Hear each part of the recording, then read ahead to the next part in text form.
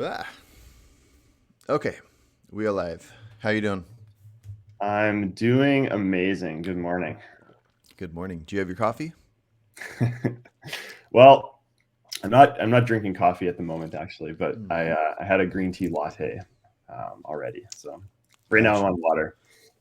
By Do you the make way, that? I don't drink. Mm, I'm not drinking coffee because I think it's unhealthy. I think it's yeah, very healthy. gotcha. Did you make the latte yourself?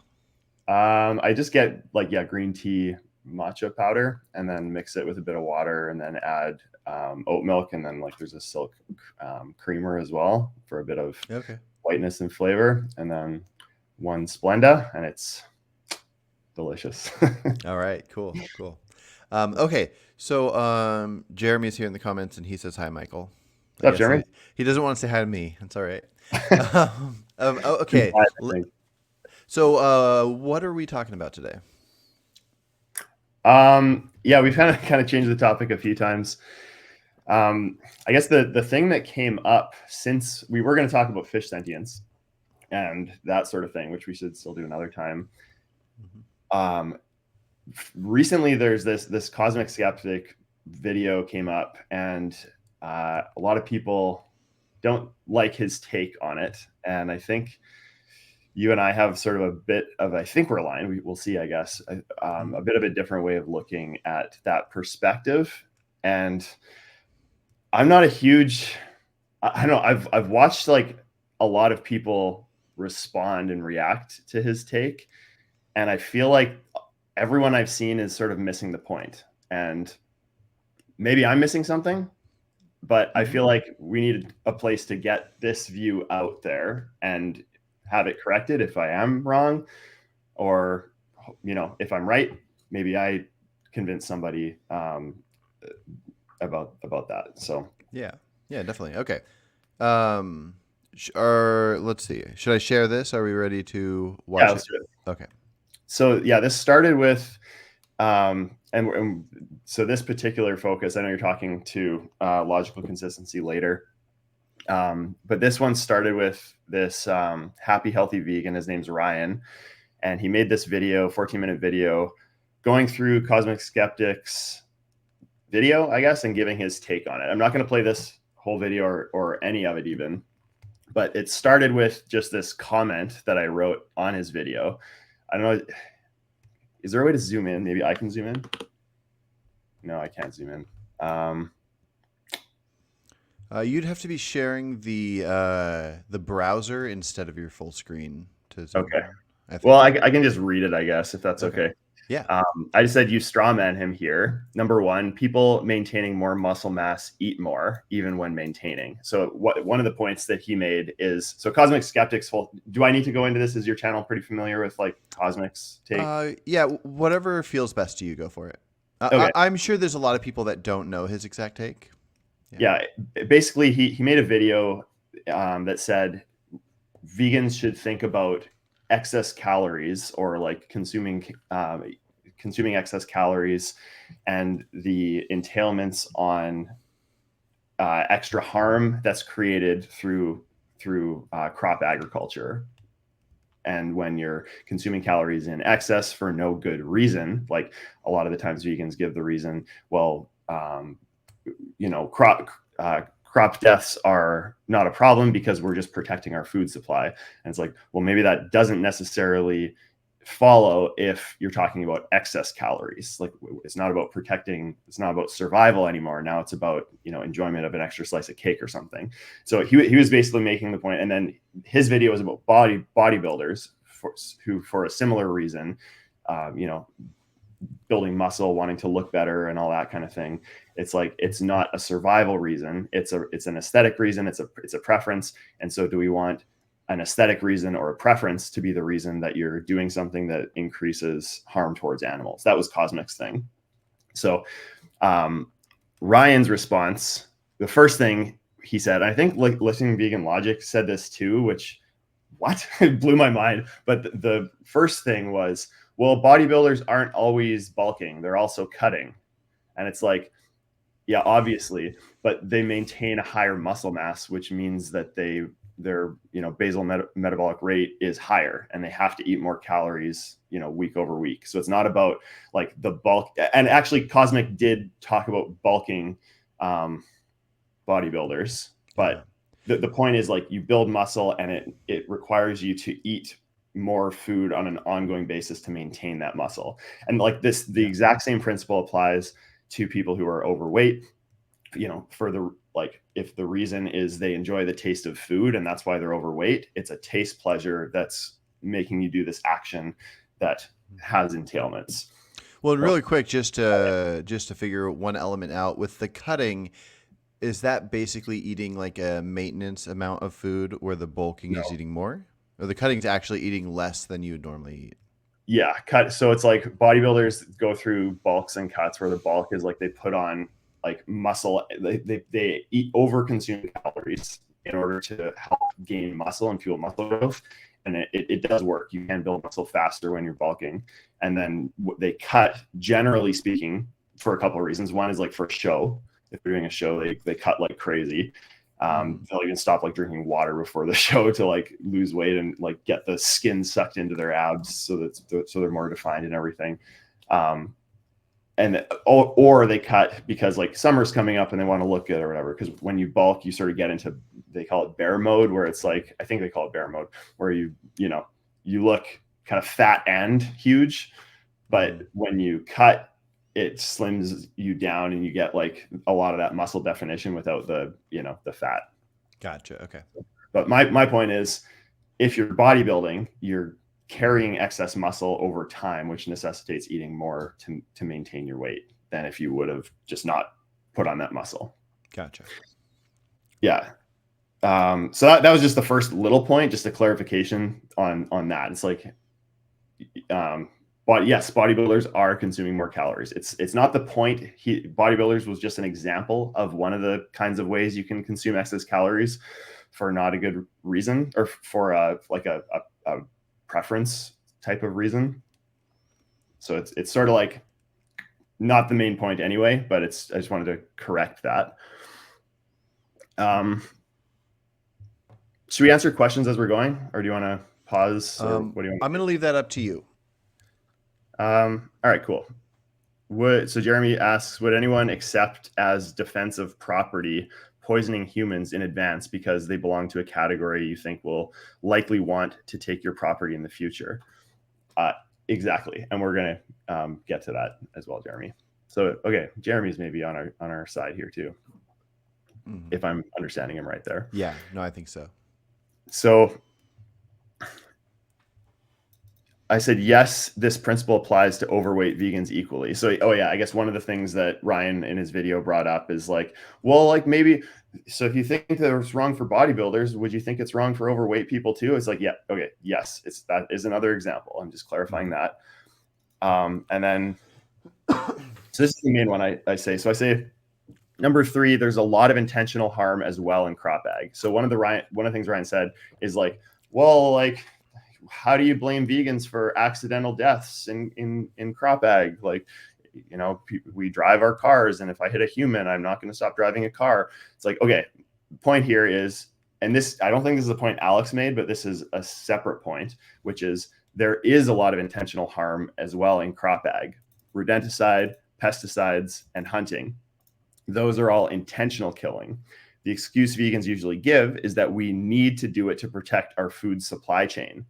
So Alex's whole point is that the protect the food chain justification doesn't apply when you're telling, sorry, I think I meant when you're talking about excess or unnecessary calories. Does that make sense? So the protect the food chain only makes, we're saying, well, it's justified because we need to protect the food chain to survive. I'm saying that doesn't apply if we're talking about like eating an extra cake. And if you think, and so like there's a common response here where it's like, well, like, do you expect us to be perfect? And like, yeah, we need a little bit of extra cake just to have, maintain a certain quality of life. It's like, okay, well, what about an extra piece of cake or an extra? At some point, you're going to say like, this is beyond the threshold of what I would tolerate for this. And no vegan, well, some vegans, but like none of these people who are responding to this video would condemn that, would like, you can go as high above the threshold as you want. and at what point do we start saying like, okay, some of these rights violations or extra harm, however your moral meta ethic applies to the situation, at what point do we start saying that this does start to matter? Yeah. So yeah, I say by consuming those, you're knowingly contributing to intentional cruelty to animals in exchange for an extra meal to build muscles or an extra slice of delicious cake for the taste pleasure. So this was my comment, and it, you know, I'm not going to go through the comment wars here, but basically Ryan somewhere in here wrote back and said like, come on to my live stream at, you know, whatever time. So I saw that and I was like, oh shit, like that was 2 hours ago. And then so I clicked the link that he provided, went over to his live stream, and oh, there we go. He was actually still live streaming. And so I said, okay, hey, I'm here. Do you want to talk? And then I didn't realize, I guess when he said that, I thought he was going to actually invite me on to talk to him. But the way Ryan does it, I guess he doesn't invite guests on. He just gets people to write in the comments. And I'm like on my phone. It's very hard to do this, like, because you're so slow typing, you have character limits. And so it's like, it's really a very difficult way of actually getting your ideas across. Plus there's like lots in the live chat, and there's like a million people talking and asking questions and everything. And my experience with this, I'll just say before we get into the video here, I was so disappointed. Like, this guy does these streams, and I was a follower of this guy before. Like, I tuned into his streams because like he has a chill vibe, and he's kind of like nice to listen to, you know, when you're working out or just going for a walk with the dog or something. I kind of got like just good positive vibes from the guy, and so it's like, yeah, I'll chat with him. And my experience was just like he didn't address the point that I brought up once through like an hour of just rambling. And I'm like commenting, telling him he's strawmanning my position. Can you like address this part of the point?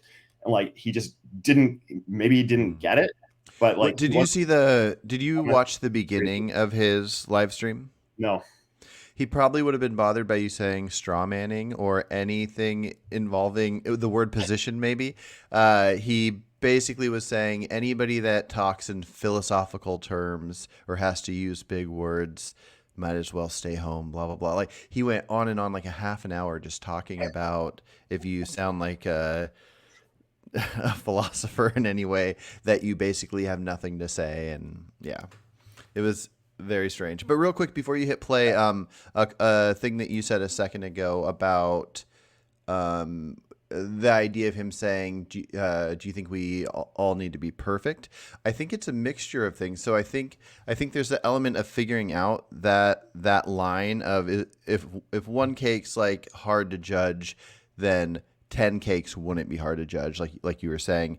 But then I think another element is just the idea of, it's not saying that you need to be perfect or you need to be anything. It's saying that you aren't being consistent with your definition to the person you're talking to. If the vegan definition about I just had it up, but the practicable element of the definition is essentially saying what Alex was saying, which is unnecessary. I think those are easily comparable, practicable and unnecessary, that you have to accept that you are doing something that goes against the definition. Now, you can say it's reasonable. You can say, I think this is reasonable to do. I think these deaths that I want to view as accidental of some form, I'm just going to say these kind are fine for me, but I need to change my definition, or I need, whatever. And so this idea of thinking that somebody is saying somebody has to be perfect, it's more so just be honest with what you're claiming and maybe adjust your wording for what you stand for now. Yeah, I agree with you, and I would go maybe even slightly one step further, that it's worth thinking about in the same way we're thinking about the other vegan related problems. Like okay. So I'm not like condemning a person for bodybuilding or something. I am saying this is a problem we need to acknowledge and like think about ways to solve. I'll just, before we go to this too, I'm just going to answer Jeremy's question here, because I mentioned that threshold of like at some point it's going to kick in where you think the excess starts to be a problem. That's going to be different for each person. Jeremy asks, why think a threshold is required? Is there a number of meters above the sea level where a mountain switches from not tall to tall? I would say yes, there is, isn't there? Like I don't know what that exact number of meters would be, but there's certainly like some range at which that threshold like kicks in and eventually switches over. It's the Sorites thing. It's like, when does a puddle become a lake? It's like I can't tell you how many droplets of water, but I can tell you, what is a puddle and what is a lake. So that necessitates there must be some, gray squishy threshold in the middle. But the point why I'm bringing up a threshold is because I think we have a different meta ethic. I think you're, if I remember right, Jeremy, a utilitarian. As Cosmic Skeptic is, I don't know if you hold to the exact same way of thinking as he does, but I am more of a threshold deontologist. So a threshold to me is the point at which the utility overrides the preference to adhere to like the right. So it's like I say, it is wrong to kill and exploit up until a certain threshold of utility, kind of on the other side of the equation, sort of thing. So my whole point here, though, is like people have different meta ethics, and like a lot of the criticism Alex gets is just straight up on utilitarianism about this issue, and I think that that's kind of ridiculous. You can be a utilitarian and a vegan. Some people don't think you can. I think you definitely can. And to me, veganism is extending human rights to animals. I think Vegan Gains has that definition. I didn't like it as much at first, but the more I thought about it, I think that is a really good way to think about it, because that applies unilaterally through different meta-ethical frameworks. Like if you're a utilitarian, it's about including animals in your calculation of utility. So, extending human rights to animals just means in utilitarianism, it would just be about including animals in your moral calculations, including their utility. If you're a threshold deontologist, it would be about both. It would be about including the utility calculation for animals, and also about including the extending the negative rights protections towards animals that I would extend towards humans. So I think that we can apply the principles of veganism to any meta-ethical framework. And somebody to just say to Alex, like, oh, well, if you're going to say that veganism isn't about reducing harm or whatever, it's like, well, to Alex, it is. Like, to Alex, it is about reducing harm. Jeremy, probably to you too. It's like, and it's about reducing harm and increasing utility. Would you agree, Jeremy? Is like, is that a fair characterization of your view, that like you don't look at veganism as a rights-based thing, you look at it as including animals in the utility calculation? You say, I don't call myself utilitarian because I'm not fully committed to hedonism. The description of well-being, I'd say I'm fully consequentialist. Yes. Okay. Well, you can answer, I guess, later. Correct. Okay. Yeah. Cool. Thanks. So real quick before, unless you had something else to say on what you just said, there was something Jeremy said I thought would be interesting to do a quick 30-second comment on. He said, why focus on excess personal consumption as specifically bad or especially bad versus playing video games rather than doing effective activism? I have a thought on that, and I think there's a huge clear difference. But I'm curious what your thoughts are. Go for it. Okay. I just think there's definitely a difference between viewing an actual act that is doing something right or wrong versus doing an act that potentially could have benefit. The idea of activism, somebody could go out and they could be worse for a cause by being a bad activist. They could actually make that person less likely to listen to a good activist. They could be good for a cause, or they could go out and do nothing. I don't know if I have a stance on the morals of how much one should fight for others, but that is that. But deciding if you're going to do an act that is actively harmful like this, like the act of putting excess cake in demand, knowing that it entails this death. I just think that's a pretty big difference. Yeah, to me, the difference is, I think this is the difference, is one of them has to do with an action I'm taking that necessitates negative rights violations against animals. The activism one, I don't quite see how that connects to me doing something. Like if I play video games, I don't see how that action connects to doing a negative rights violation towards an animal. Consuming excess calories, I do see how that connects. So I know that you have a different meta-ethical framework, but if you try to see it through my eyes, Jeremy, of like the threshold deontologist perspective and trying to reduce negative rights violations, that would be how I would think about that. So anyway, I hope that helps. So it not doing activism when you, so is not doing activism when you could. So you're saying not doing activism is me doing something that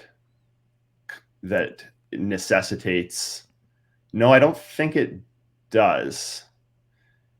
I don't quite see how. Mm-hmm. Yeah, the closer one to necessitating it would be the donate one, like buying a luxury, something you don't need, versus donating that to a cause that, let's say, you can know.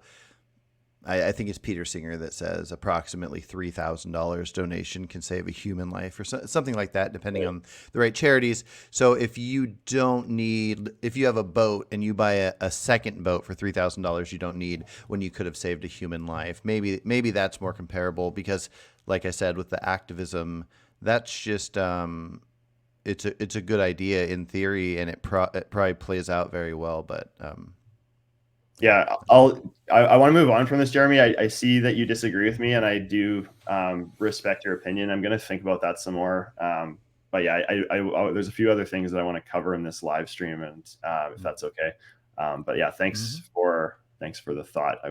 If you want to write anything, but I think I have you on Facebook. If you want to like write a more detailed explanation of why you think that does necessarily follow, and I understand you're like toggle future world states and everything, but yeah, anyway, I just want to think about that some more. Okay. I'm like looking at this video. This guy just pisses me off just watching this. But okay. All right. Let me just pull up my timestamps here. Actually, sorry. I know we keep saying just one more thing. I want to just do this as well. So I have. Oh, sorry. This is a fish sentience thing. Let me just push that down a bit. So from what I have seen through like most people, oops, I zoomed in instead of increasing the text size. Oh man, there we go. So I said 4 main defenses and then wrote 7 things. So these are like the main things that I wrote down that most of the people who were commenting on Alex's video said. So I just want to like list those out. And if anyone in the live chat picked up other ones, let me know, because we could add them to the list and make sure that we address all of these. But first one was like only considering accidental deaths. And this, I think, this doesn't strawman Alex, because I think he didn't specify things like, I think he said pesticide, but I don't think he talked about like rodenticide and hunting on farms and things like that. Like, I think the tendency is just always to jump to like, oh, accidental, mouses getting trapped in combine harvesters and things like that. Whereas like the point that I think is a lot more important is the intentional deaths, like the rodenticide and things like that. Second one is saying crop protection is justified due to protecting food supply. So we talked about this one. Ignores the whole point of excess calorie, phone autocorrect here, consumption, I think. Number 3 was comparing themselves to meat eaters and saying it's good enough. We don't have to be perfect. So veganism isn't about being perfect. It's about, doing, what's practical and possible, or whatever is what they often say. Fine, but like, a vegetarian could also compare themselves to meat eaters and make the same point. So like we need some way of some symmetry breaker between those two positions. Another one is I just talked about this, attacking utilitarianism itself rather than steel manning the point of Alex's argument into your own metaethical framework. So in the threshold deontology sense, this would be saying veganism isn't about reducing harm, it's about not exploiting animals. Right. So, but you can't say that to Alex because he's a utilitarian. So if you want to translate what he's saying, you need to steelman that into your own metaethical framework and then address it. So I think that that's like maybe a difficult thing for some people to do, but I think that in order to, if you want to be charitable, I think that that's the, like, because then just any discussion about morality would just go back up to metaethics. And it's like, if you want to actually talk about like, he's saying, he's making a point about what like a moral problem we need to think about in this world. And so just think about that problem within your own metaethical framework and see if his argument still applies. I think that's the point that I'm trying to make. Another point is that people say that there's it's a problem with the industry versus a problem with the action itself. Like, yes, of course, vegans should think about, once we have a vegan world, we should think about like the ways we can improve agriculture and reduce harm and all that kind of thing. But what they're missing there is that in the same way that like to acquire milk, it requires you to, exploit and harm a cow right now. In the same way, producing economically viable crops, especially like orchard fruits and things, necessitates killing rodents through rodenticide. And like the same way growing, grain in certain areas necessitates hunting on the farm to be economically viable. So like the way our world works right now, those things are necessary to do. And so if you can't just say it's a problem with the industry, because it is in the same, like you could say the problem, you can make the same thing with dairy. Like, well, it doesn't necessitate, to get milk that you harm and exploit a cow. You could just go and find a puddle of milk on the ground and acquire that milk and sell it in a store, or like, find excess wool on it that a sheep shed or whatever and make, socks out of it. It doesn't necessitate it. It's just for it to be economically viable in our practical world, it requires you to exploit. The same way to be economically viable in our practical world, it requires you to poison rats for crop production or whatever. So that's my issue with number 5. Some people say I'm agnostic on whether the total deaths are even higher if you eat more calories. So this is an argument that says like, well, let's suppose excess calories requires us to, turn more forests into cropland to grow soy or whatever in order to fuel those excess calories. So I'm agnostic as to whether there's even more death and suffering on the cropland as there would be in the forest. I have no idea which is worse. So yeah, fair enough. But like, you don't say that,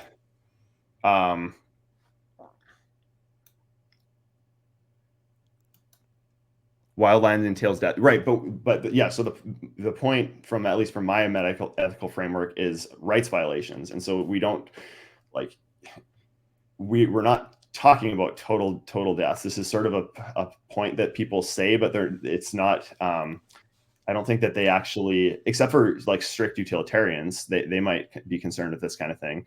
But from most vegans who are deontologists, like a pure rights-based approach, or a threshold deontologist, you're thinking about the rights violations, not like the total harm from, cropland versus forest land.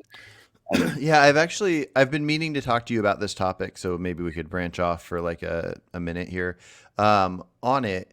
Because yeah, to me, the comparison to that wildlife thing that I hear everyone say, the most intelligent vegans I know, almost all of them will say it. Avi says it, Lifting Vegan Logic, a lot of them. And to me, it sounds like if somebody saved some woman in an alley that was about to get gang raped by like 10 people, and then because they save the person, they said, I think you owe me a kiss, and then they're gonna they force kiss them, and then they say like, it's okay that I force kiss you because it was gonna be worse. What was happening in the wild was gonna be worse, so it's okay that Right. I'm doing this thing. And so this idea that if you take an acre of land that has wildlife, and there's like this, let's say there's a crazy amount of suffering, and you just fence off that area and you say like, oh, okay, now I can create a farm here on this acre. So there was 10 units of suffering, and I fenced it off. Now there's 0 units of suffering, and I'm about to plant some crops, so there's going to become 2 units of suffering. This 2 units of suffering for these crops is better than the 10 that was here before I fenced it off. So since it's better, it's okay, and I can eat all of the food that caused that two units. And what's being missed is, if it's not needed, if it's excess calories, then it would be better to fence that area off, have no wildlife being harmed on that entire chunk of property, and then also not plant any crops and cause the new 2 units have 0 units of suffering. And do you think I missed something there? Because I don't know if I'll ever have a chance to talk to Lifting Vegan Logic or Avi, but something is making them think that what I just said is wrong. I'm not sure. I don't know if I've heard them say this enough to be able to like accurately represent what they would think about that. Sorry. Okay. Oh, it's all right. Yeah. Do you agree with that? So if you had the 10 and then you fence it off and go to 0, and then you grow and go to 2, obviously it can be justifiable if you need to grow to survive and you are a person that finds it acceptable to eat to survive. Some people, like Vegan Gains, will say that he would rather starve to death than harm an animal. But if you're okay with eating for health, and let's say you don't need anything from that land, but you would take it, you basically, that land is to grow crops to make extra cakes. Would you say that going from the 10 units of suffering to 0 to 2 would the more moral thing to do would be to have the 0 and not grow the extra that caused the 2 units? The more moral thing? Yeah.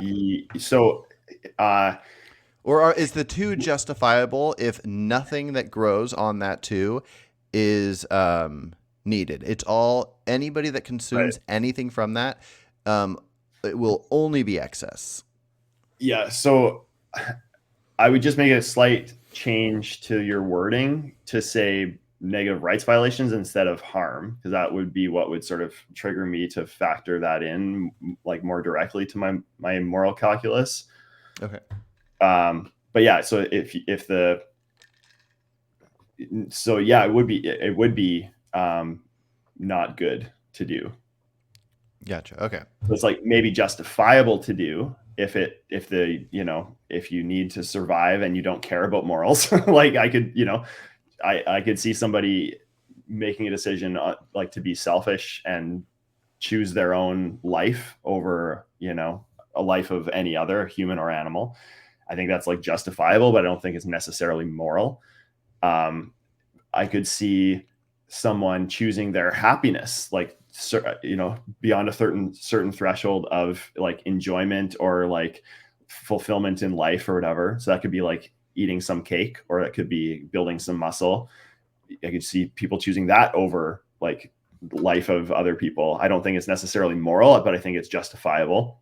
So the point is, like, if we're making these distinctions about like what are we saying is justifiable, my whole point with this whole thing is just like you should be thinking about the fact that it's not just like eat unlimited cakes or like grow cakes and throw them in the garbage and everything's fine, you're vegan.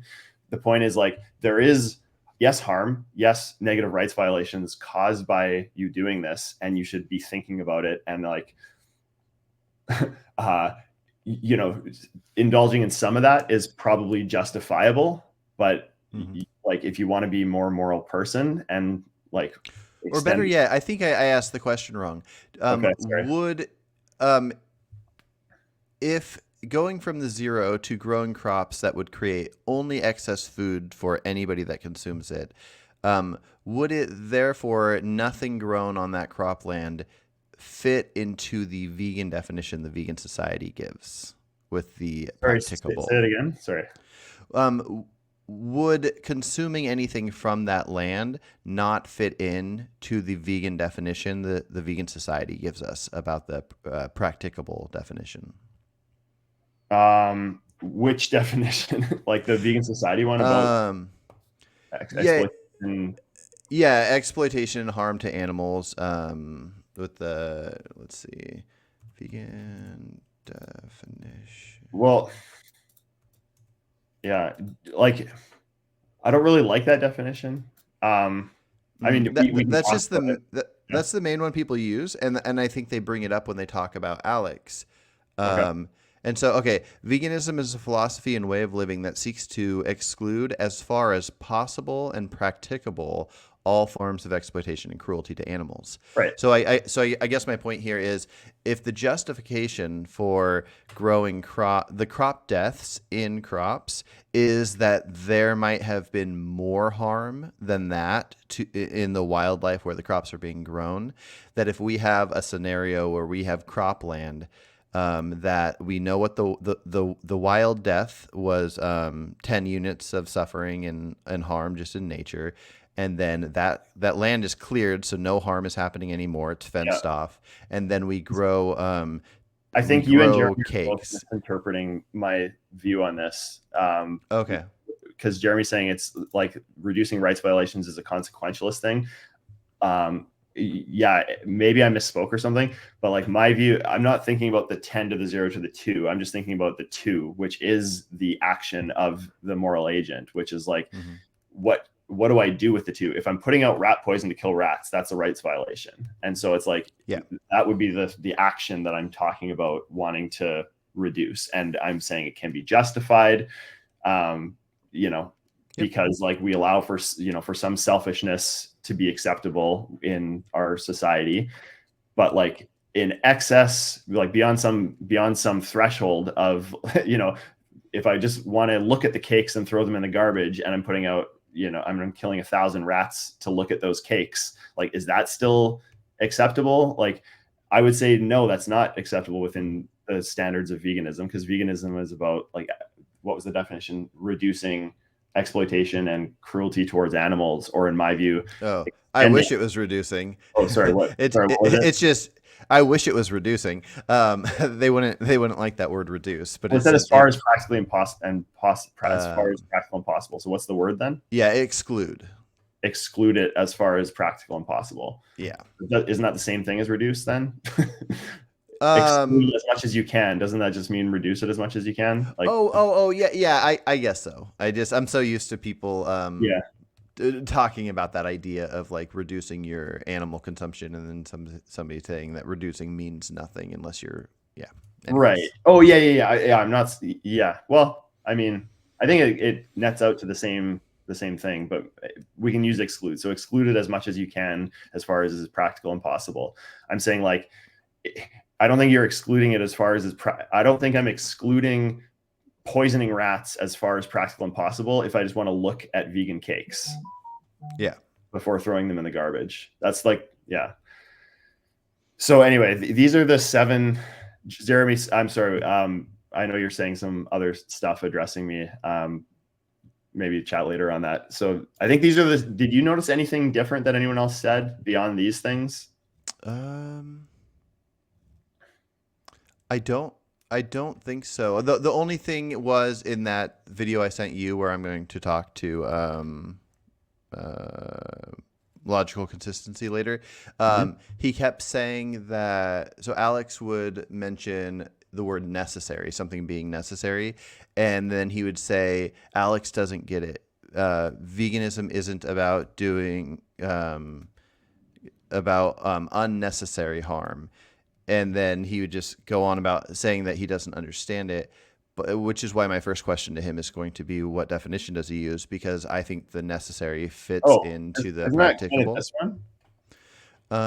Just for particular, ignoring the whole. Or is there something else there?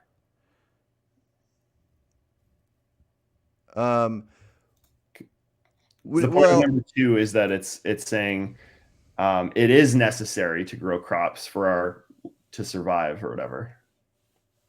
Gotcha. Yeah. I think it's more so him just saying that that's not what veganism is about. Is not about causing unnecessary harm, and I just think that he's wrong. It is. Now that would be how they would excuse that topic. So I guess it does kind of fit in there, but it's just a claim that I had heard was that veganism isn't about not causing unnecessary harm. Yeah, it's not about not causing unnecessary harm, but it's about excluding it as far as practical and possible. And well, isn't that the same though? Causing unnecessary harm, excluding as far as practicable unnecessary harm. Harm. Yes, I guess causing. When you say causing, it does imply like your own action. So, okay, because I think Alex explained it very well. When he said that causing unnecessary harm goes against veganism, because then the whole conversation they had stopped focusing on Alex's point because they discussed the idea of how he doesn't understand veganism, but that is what veganism is to most people. Okay. Yeah. Okay, but yes, yeah. I'm with you here. This is about basically all the things that I've seen as well. What I feel like, I don't know. In my mind, at least, we addressed all of these points, and I just don't think any of these points are good points that actually like debunk Alex's position. And I'll say Alex's position with the addition of like translating it into threshold deontology, as I've done. So yeah. Anyway, if people disagree with or want to add any other points or anything, these are the only things I've heard, and so it's like, what else? Because am I wrong about any of the reasons that we've listed why none of these are good arguments? Or is there another argument that we haven't considered? Like one of those two things needs to be true in order for you to debunk cosmic skeptic. So, all right, let's get into the dumpster fire. Oh God. Okay.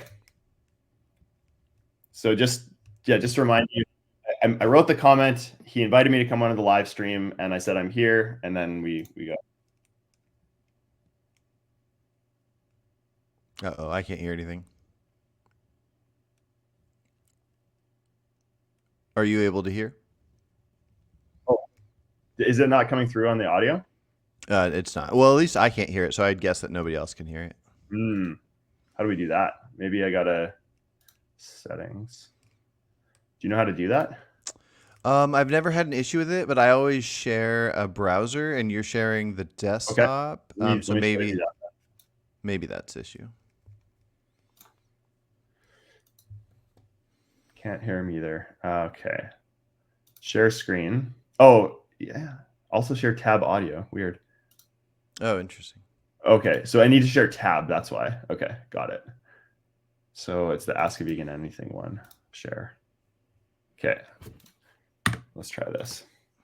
That you'd like to put up here, put it out there. I'll put it on the screen. We'll have a look at it and see if it holds any water once the light of critical thinking is shown on it. So go for it before I depart for the evening.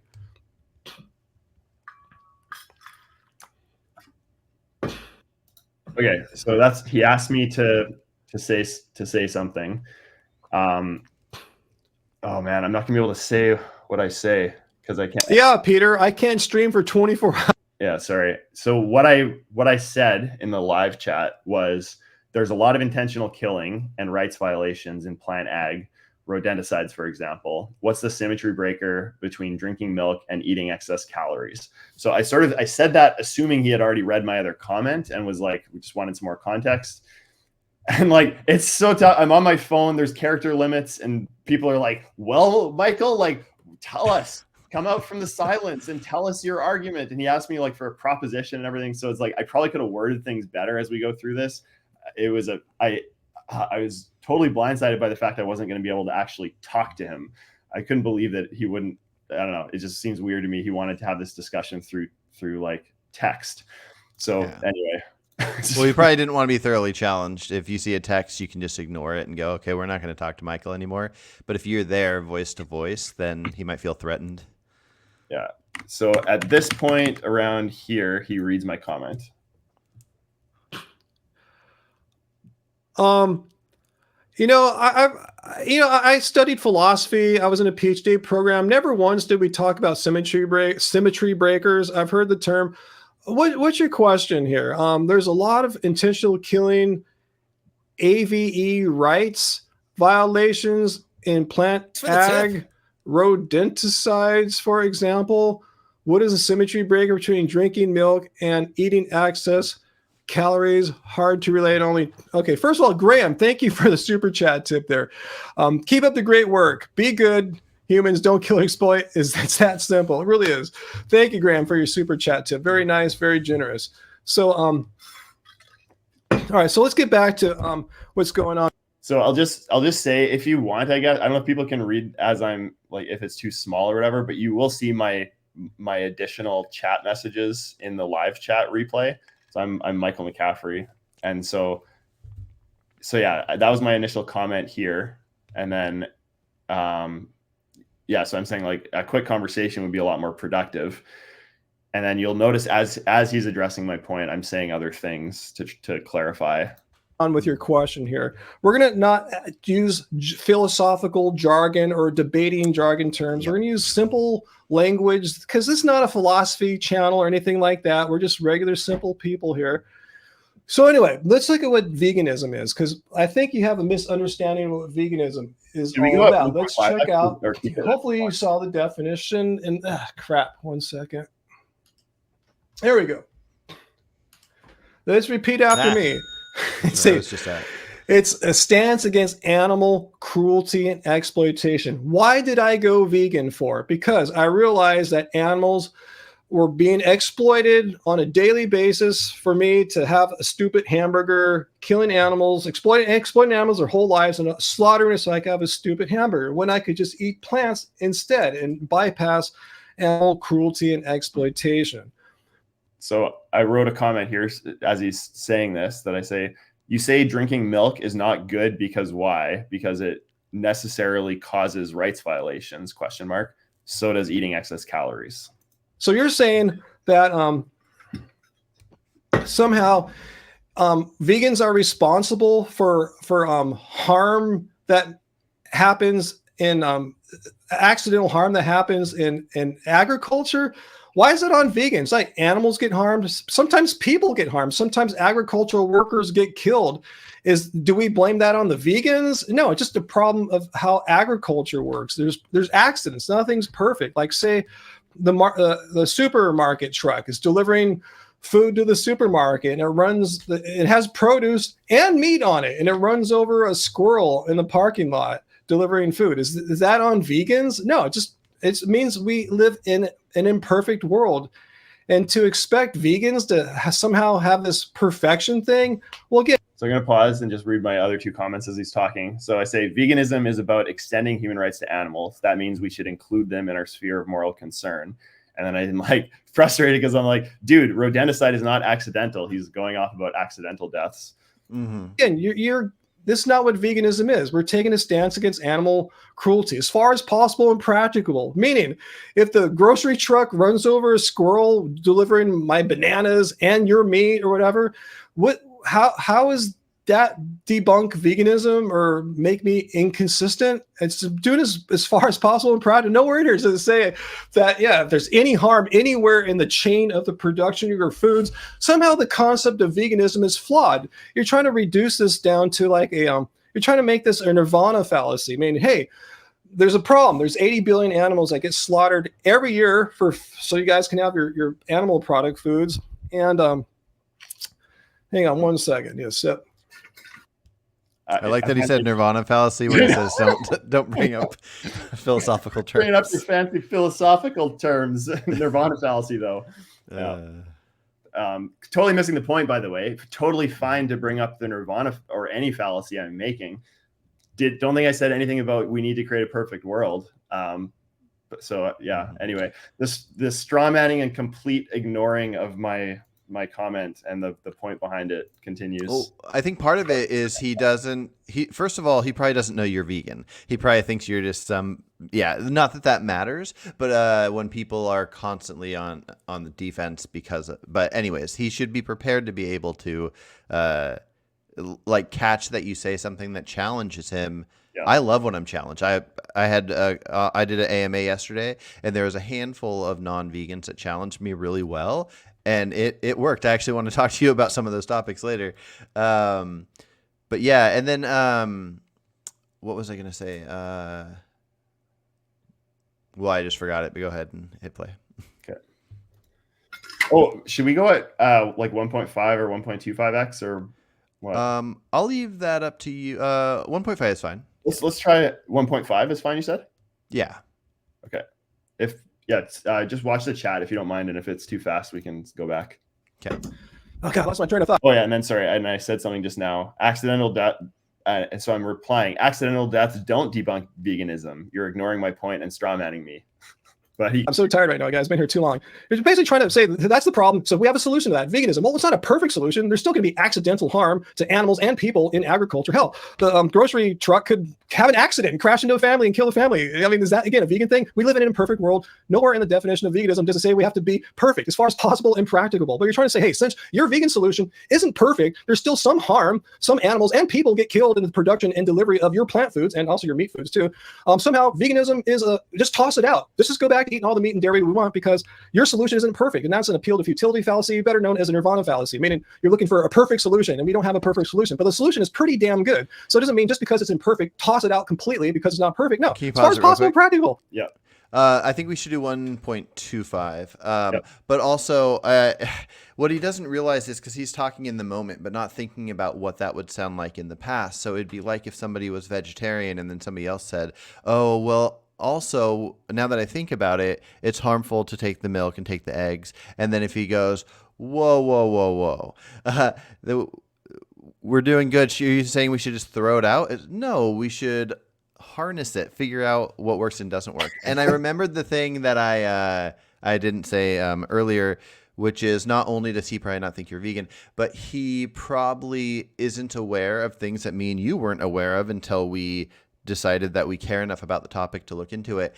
And he probably the same as Alex as well, is familiar with this idea of the the tractors that get the crops, and that killing a mouse or a snake running through the field, and not thinking of the hunting elements and the rodenticides and all that. I mean, like I have like 200 characters to write a message, and it was one of the words I used was rodenticide. So it's interesting that like, but yeah, maybe he doesn't know what that word is, and he just thinks it's like accidental. Yeah. But yeah, I also say, and so I continue to clarify. Putting out poison to kill mice or hunting wild coyotes is not accidental harm. Stop saying accidental. I said nothing about accidental harm. Mm-hmm. Mm-hmm. Vegans can't solve agricultural methods, imperfections like some crop deaths. We can't solve accidents that happen on the freeway or on the streets delivering food to farmers or markets or whatever. So anyway, guys, that's like meat eaters saying, we can't decide how these farms are going to do what they want to do. I want them to have bigger cages for their pigs, but I mean, we can't control them. If they put them in small cages, I'm just eating them.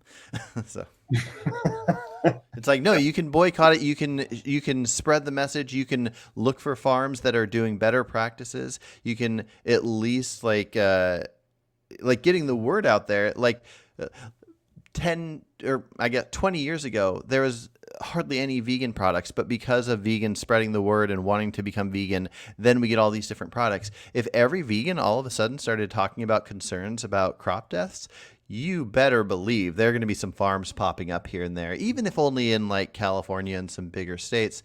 There's going to be some farms popping up that will say, we're not spraying things. We have different methods for keeping rats out. It's not perfect, but if you buy these 10 apples, there will be less crop deaths than if you buy them from a typical grocery store. And that kind of thing will start coming in demand. The whole point of any of this is figuring out how to have less demand for more harm.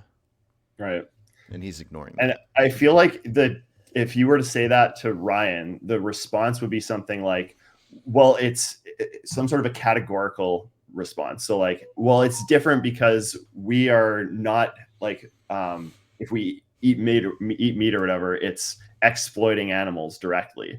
And so it's like, what about poisoning rats? Like, What about do you not think that that's exploiting animals directly? Like, and yeah, so I feel like just the standard like reflex response is just like putting it in a totally different category and not realizing that like there are certain parts of crop protection that are horrible, intentionally terrible things that we do to animals. And it's like, again, yes, you can justify it for protecting the food supply and, you know, creating some amount of happiness, you know, and enjoyment in our world or whatever, because it's not economically viable to produce food without those things. But we need to recognize that those things are totally against veganism, like, you know, poisoning rats and this sort of thing. So we just need to think about this is the response there.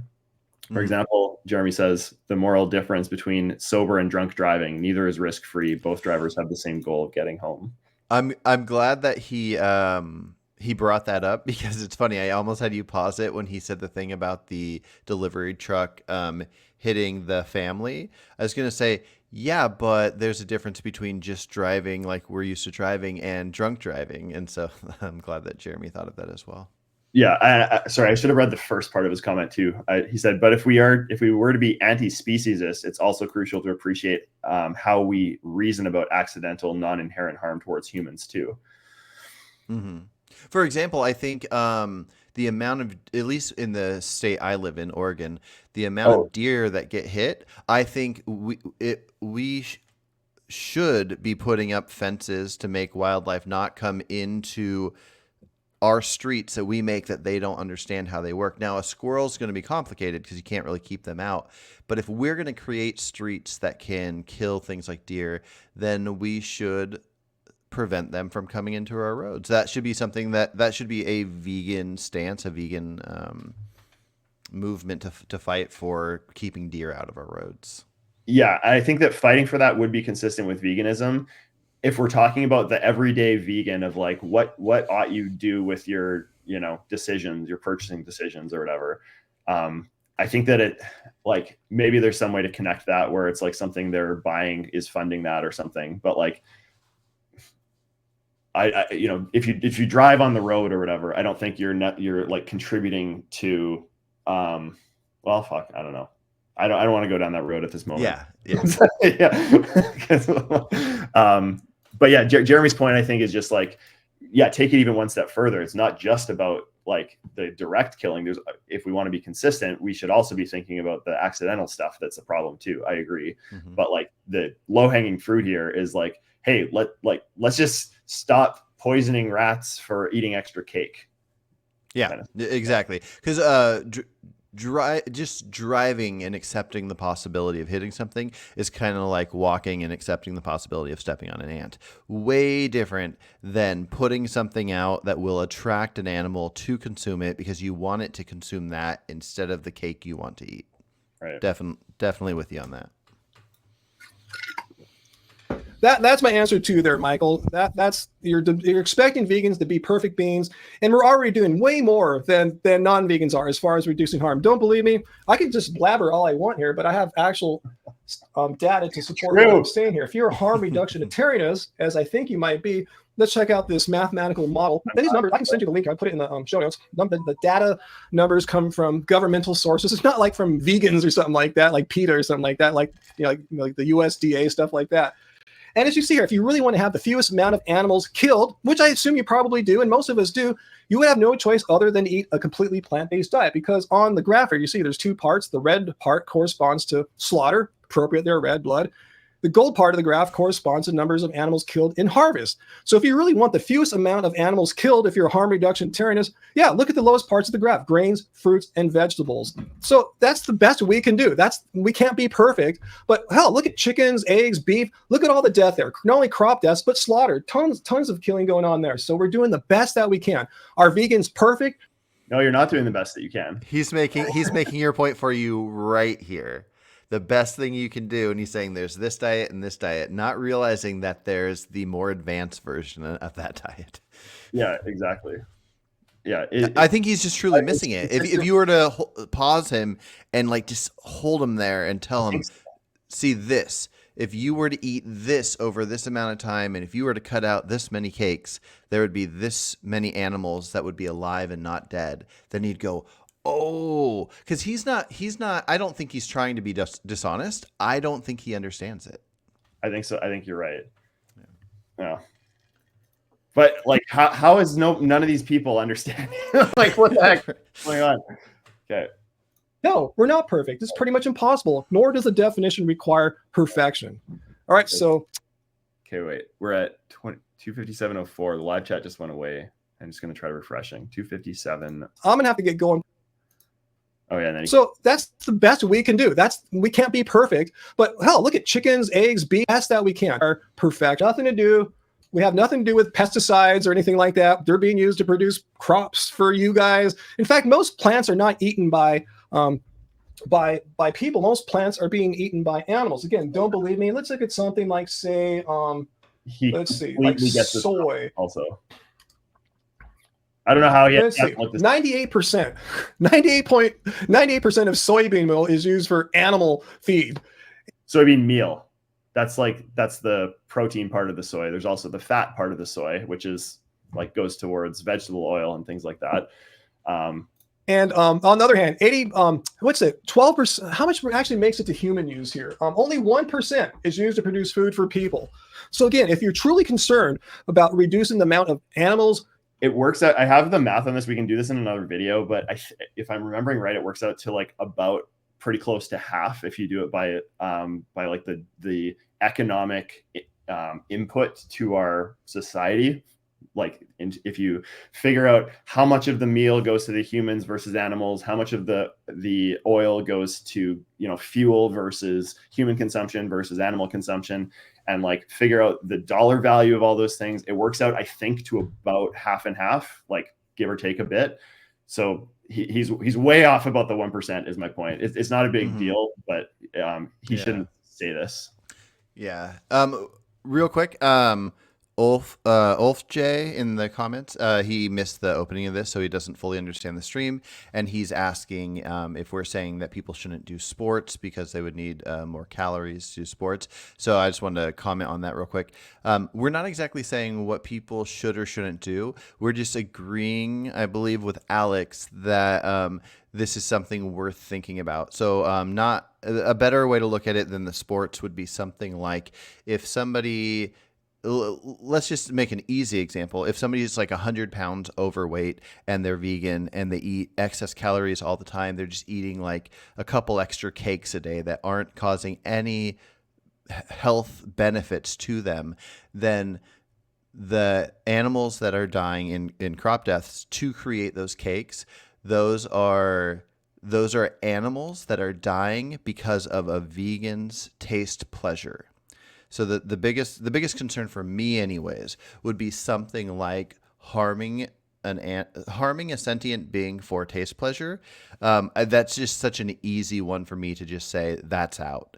It's complicated when it comes to various different things because if having music and movies and living in a house and various different things cause harm here and there, we do have to figure out how we want to live, and there's going to be harm here and there. But I think as simple as it is to say going from non-vegan to being vegan is a simple act that you can do. I think going from eating obvious excess food to make you 100, 200 pounds overweight, or even if you're not overweight, but you know that you've consumed plenty of calories for the day and you eat an extra piece of cake every single day, that's vegan cake. And if we could see the numbers of animals suffering from poison being inside like rodents' bodies, just making them suffer and die just for that taste pleasure. That's kind of what this is about. Sorry for that ramble. Michael, do you have anything else you want to say to Ulf J? Maybe a comment on the sports element? Yeah, you can come up with all kinds of examples of unnecessary things we do that entails more harm and negative rights violations towards animals. yeah, and I agree. The point isn't about saying what you should or shouldn't do. The point is saying like all these things are bad and against veganism, where an action that we take is a direct rights violation to animals, i.e. poisoning a rat. So when we eat food, we're paying to contribute to poisoning a rat. And we know that every dollar that we spend is going to go towards poisoning more rats for our consumption. So the point is just you should be aware of this. Like I just feel like the common thing in veganism is like, as long as it's vegan and not a direct animal product, it's all fine. You know, you can buy just vegan cakes and throw them in the garbage. It's fine. It's vegan. But like the point we're trying to say is like, there is harm, there is negative rights violations on the other end of that purchase. And it's something we should be aware of. Some of these things we can justify for just like being happy or, you know, surviving or like doing the things you want to do in life. You can justify that immoral thing, but beyond a certain threshold, you got to start saying like, hey man, like was those 100 cakes that you purchased and threw in the garbage because you know, liked the sound when they hit the trash bag, was that really like, is it still vegan now? Like to me, no, we have to like be aware that, yeah, there's harm on the other side of our purchases, harm and negative rights violations. I'll also just read before I go back on. I'm just reminding him I'm trying to get his attention, right? Writing these short little stupid messages that he's not reading most of, like complete straw man, not addressing anything I said. Also, I'm not a harm reducitarian, as he said I was. I'm a threshold deontologist.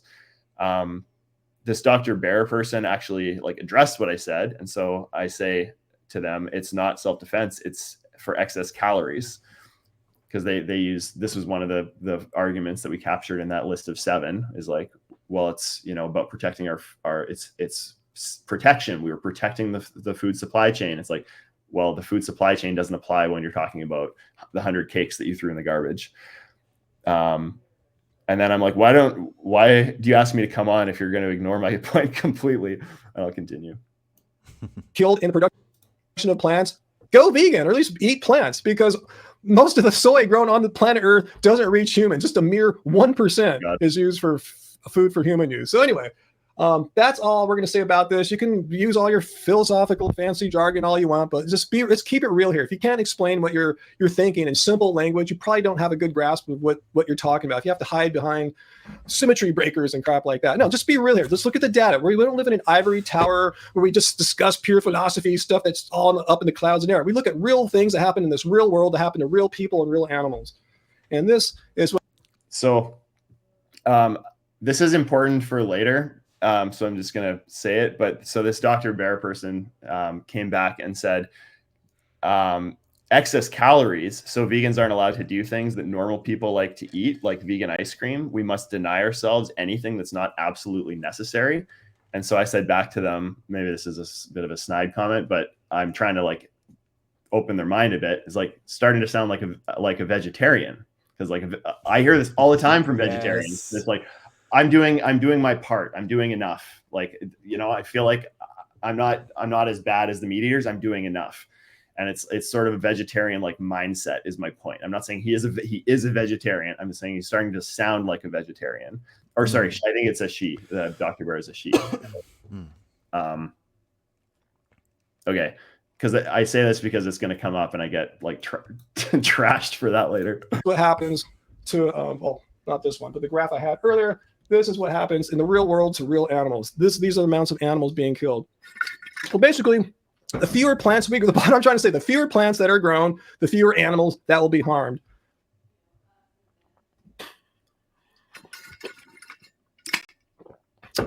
Oh, is someone insulting Dr. Bear? What the hell? What's going on here? Dr. Bear is saying to Michael, who came here, no, I acknowledge that dairy and eggs require animal cruelty, and I don't eat them. I'm not a vegetarian. Why'd you call her a vegetarian? What's up with this? You're insulting a channel member as being a vegetarian, someone who is against animal cruelty and exploitation and doesn't consume dairy products. What this is crazy. I wish I could have seen a security footage camera of just you like smacking your head when he would say this idiotic stuff. far as excess calories of bodybuilders, Now I guess he saw one other of my messages somewhere, and he's going back to the excess calorie thing. So at least now he's starting to get on track. Vegan bodybuilders are going to bodybuild. They're gonna. The thing is, they're harming way fewer animals by being vegan bodybuilders. Again, look at this graph here. They're eating on the lowest portions of this graph. This is what vegans are doing, including vegan bodybuilders. They're responsible for exponentially way less harm than non-vegan bodybuilders are. But no, you want them to be perfect. You want them to not pursue what they want to do because you want the numbers to be even less for them. They're already less. They're like an order of magnitude less than what non-vegan bodybuilders require. How come vegans have to be the most perfect moral beings on the planet? Because again, we are not required to be perfect moral beings. Veganism doesn't demand that as far as possible and practical. If you want to be a bodybuilder or if you're overweight, no shame in that, but you're going to have people now, because of Cosmic Skeptic, people buy his lame arguments here that vegans somehow have to be perfect or something like that. And if they're lifting weights or if they're overweight, or if they even runners, because marathon runners, you have to eat a lot of food, to be shamed or condemned or something like that. Bullshit. I want to make a We're already parody doing video so much better. where I want to take the transcript of what he just said and make a parody video where I'm talking as a vegetarian. Well, yeah, a vegetarian or a non-vegan Vegans have to that be does like Meatless Monday or something, and I'm just and I do word for word what he says, but exactly. This is why it's good to do Meatless Monday. We're causing way less harm, and he's right, which is my argument for why Meatless Monday is better than just a typical exponential meat eater. But yeah. Okay. The most perfect moral beings on the planet, because again, we are not required to be perfect moral beings. Veganism doesn't demand that. I'm gonna skip ahead because I like to show the whole thing, but he does not bring up any new points in this section. He repeats the excess calories. Vegan bodybuilders are still better. If you want to be overweight, no shame in that. We're already doing so much better than non-vegans. We're already doing so much good. Accidental deaths are not rights violations. So again, forgetting that I'm not talking about rodenticide. He says vegans aren't Janus. We are not against animal cruelty and exploitation, which is interesting. If I'm on the street doing, and then actually this point, maybe I will let him get into this part. Like that the guys are on the top. No, for some people, we're just normal people. We come in all builders. Some are slick. We're doing a pretty damn possible and practicable. We can't be perfect beings. We're not gods. We're in hobbies. We can have, because some people like Cosmic Skeptic might have a problem with that. Well, screw that. I don't give a shit. If he has a problem with it, tough shit. Doesn't mean I'm not vegan. Doesn't mean I'm not doing great veganism. Listen, other than maybe kind of people who, I'll just tell you what, we're not Janus. Dr. Bear is chatting with you. I'm perfect moral beings. We can't have any excess weight on our bodies, whether we were over. People in the world wouldn't want to ever even be vegan, / definition of what vegan is, such that very few people in the world wouldn't want to ever even be vegan. If you told people, hey, if I'm out in the street doing street activism, telling people, yeah, you got to go vegan. I show them the slaughterhouse footage and the videos. It's so cool. I'm going to go vegan. Okay, well, let me tell you, before you sign up for being vegan, you can't be overweight. I see you have an extra maybe 20 pounds on you, so you're going to have to get rid of that pronto, or else you're going to be a bad vegan. And he goes on in this point and gives a bunch of examples of kind of ridiculous sounding things about the restrictions we have to put, and says who are you to say to restrict. And so again, I'll just make the point. I understand we haven't made this point to Ryan, so he doesn't know this, because of the weird format of the chat. He probably didn't see my messages, but the point isn't telling people you need to do all these things in order to be vegan. The point is just get you to think about the fact that harm, negative rights violations, all the things that you value as a vegan, though more of that stuff happens when you consume those excess calories, and you should think about that and factor it into your moral calculus when you're living your life and making purchasing decisions. Because that is a lot of the things we talk about, which will branch off into different ideas of morals. When somebody's thinking about becoming vegan and they think of the things they have to do, I guess that's part of the problem with making it very specific. Is it's trying to get somebody to make a very specific commitment, and they're trying to decide, okay, this is how my life has always been, and now I'm going to go to this thing, and it's probably not easy, and it's definitely not easy if you have a whole bunch of ideas like the ones we're talking about, which is why none of these should be how people factor what they're doing. They should just everyone should have conversations that lead people to making more moral choices. Like Phil's a perfect example, and he's in the comments here. Not vegan, but cares about the moral side of animals being harmed and is actively making choices to not harm animals outside of what he thinks he needs for health. And so if we could have conversations with everyone in the world and get people to think about it, the goal is to figure out what your own moral stance is and then to work towards it. So none of that's exactly needed. Now, a side note, I will say probably the best argument against Alex's point, which I'm surprised none of these anti-Alex people have said, would be something like, if there's a overweight vegan doing activism work and they're saying like, you should switch over to my diet, and people look at them, they'll go like, I don't know if I want to do that. But if somebody looks like Lifting Vegan Logic or Vegan Gains and is out there, and let's say minus the crazy of Vegan Gains, just like talking really nice, giving good points, but really fit, not scrawny, looking like they're malnourished and not a couple 100 pounds overweight. Just like basically Lifting Vegan Logic. If he was just out there talking about this thing, showing some footage, then the excess calories to get him his look, knowing what the world currently likes, might actually be worth those deaths, which is funny because it sounds like something that most people would be against that idea as well, but it might be worth eating some extra calories, some mice dying from rodenticides to make more vegans, and then after there's more vegans, then it's like, okay, now let's not worry about it. But you know what I mean. And I'm kind of shocked that argument hasn't been used. I feel like it maybe is implied that like, but. Ryan's definitely not going to use that, but a lot of other people who have addressed this topic, I think, understand that, like, if you're more, a prettier girl or something, maybe you're more likely to like change people's minds, but that doesn't mean that you need to be a pretty girl to do activism. And it's like, I think that the bodybuilding thing, it's another, you're probably more effective than like a scrawny vegan who's going to be like the stereotypical why people are afraid of the diet. If you're a bodybuilder, maybe there's some good there.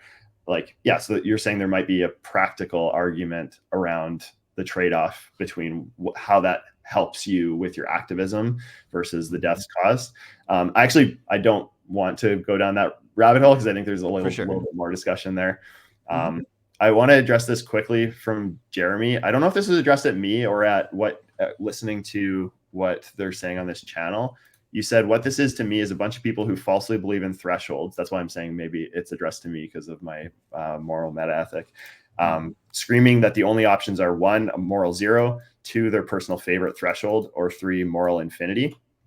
I don't think that, if you're trying to apply that to me, I'm not saying that there's a moral threshold that you need to reach. Like, I'm saying there's a threshold for which I would justify an immoral action. So I'm still saying, I'm not like drawing a threshold for when it becomes moral or whatever. I'm saying that like, I'm sort of allowing for people to be selfish and suggesting that they might want to consider some threshold for which when they would allow the consequences of their actions to override their desire to be selfish. I hope that makes sense.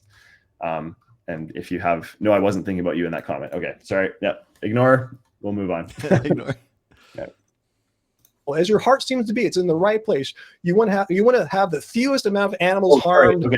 So just a quick lead up to this. So he started saying like, so what is your point anyway? Like, what do you want here, Michael? Who are you? What authority? What other things are vegans not allowed to do? He asked all that kind of stuff.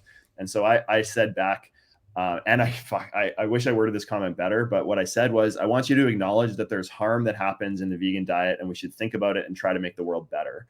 And so like, I should have clarified not just harm, but also rights violations. I've said that for the friggin' whole time in my comments, and I forgot to like include it in this one because I'm typing on my phone and quickly people are waiting and saying, well, why, Michael? Why? Tell us why.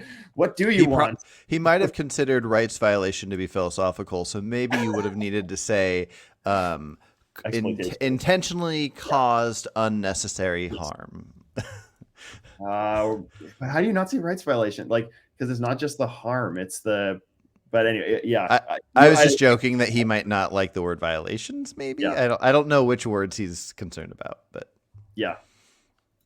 So I said that, and then now he's responding to that, and he's like, I acknowledge that there's harm. The production of plants, for food. Then you have no choice other than to eat nothing but plants.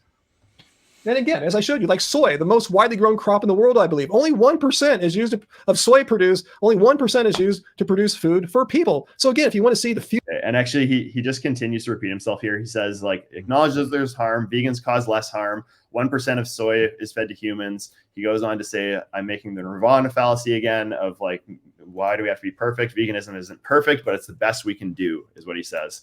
And again, like, it's not the best you can do. That's the whole point. Do I want to say any of this stuff? Oh yeah, and then I just say a vegetarian could pull up a similar graph and make a similar point. Oh, nice. I like how throughout this whole thing, a lot of the things I say, you happen to say word for word in this, but I haven't seen this, so it's just kind of funny. Okay. Doesn't suit it badly. Oh yeah. Okay. So, can I find it here? I said, Dr. Bear, doesn't that sit kind of badly with you? The fact that we can clear a forest and poison a bunch of mice for extra cake.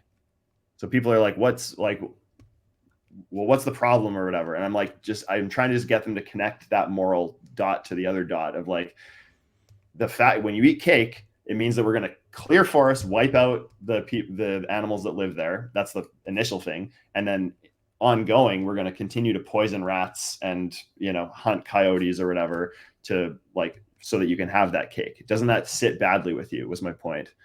And then so he's responding to that here. Dr. Bear is saying, no, it doesn't sit badly with me at all. The amount of land used to produce plants is way less than to produce animal ag. Do you know how she's right there, Michael? Again, let me show you. Soy, the largest crop, 98% of soy grown.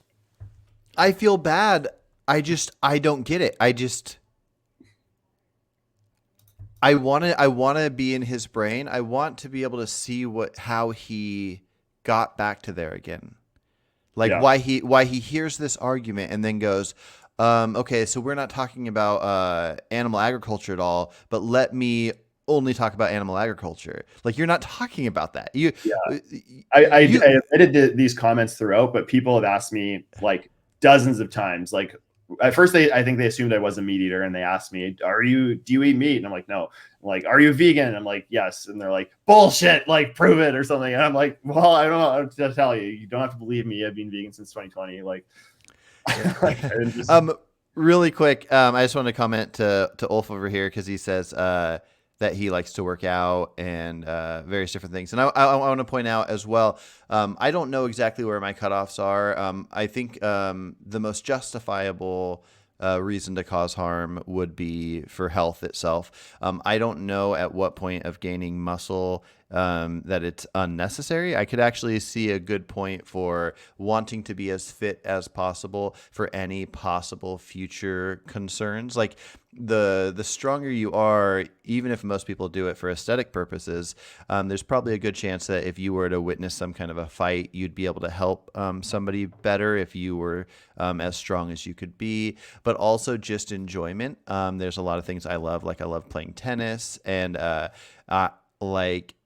I don't know what things I love I would cut out. So just in case, Ulf J, you were thinking that we were saying that everybody should cut this out, or they strongly disagree with us or anything like that. That's definitely not what we're saying. And then he made a really cool comment here saying, what if there was a food that doesn't need too many crops to give extra calories? So I think that's a good point, and that's something that I've heard Alex O'Connor talk with Earthling Ed about. I didn't follow that. He was saying, like, what if there is a food that you can eat in excess, but that specific food is known for causing less intentional harm?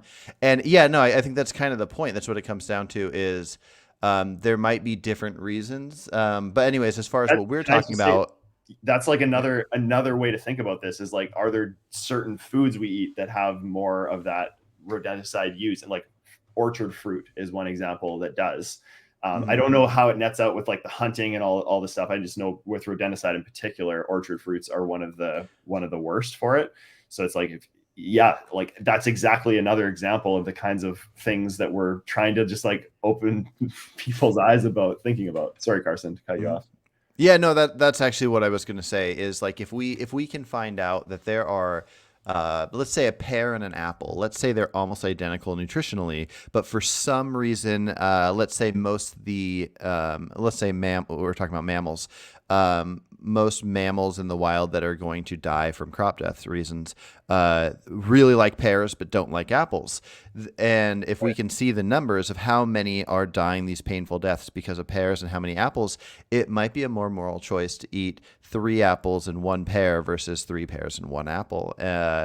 It's tough. Again, I put health above most of these issues, but if we're looking at identical health, identical vitamins in foods, yeah, great example. I'll just read this quick comment too. So I'm again addressing the same line of thinking where I said, doesn't it sit badly with you that if we clear cut forests for cake kind of thing?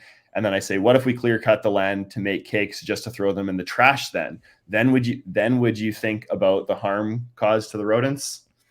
I want to point out, okay, and that's great. And I haven't mentioned it earlier because I don't know why, but your idea of the throwing it in the trash is so excellent.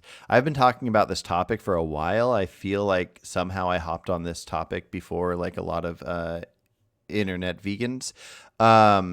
And I never thought of that. And I think that is the best element of this entire argument is going to that extreme of taking something that we're calling vegan. And if you go to the level of saying just throwing it away, it makes it impossible to get away from unless you completely dodge it the way he is. So good job with that. Good job with like coming up with that. That's excellent. Confuse definition of veganism as perfection, and you're confusing the ahimsa concept of Jainism with the definition of veganism as well, which doesn't require zero harm to living things. That's what Jainism is. We're against animal cruelty and exploitation. So if a rodent gets ran over by the sorry, actually, just before he said this, I'm not going to go back, but he said something like, I've been doing this for a while. Like, you're not bringing anything new. You're confusing no harm with veganism. And then he went into the definition of veganism again. And so I asked him here to then steelman my point. Like, like if you've heard everything before, repeat back to me what I'm saying to you. He doesn't, but he wouldn't like steelman. Food delivery truck taking the bananas and meat to Whole Foods. That's not on me. I have no part of that. It's an accident. If the Whole Foods truck runs over a man crossing the street, that's not on me. That's an accident. Accidents happen in this world. We live in an imperfect world where shit happens.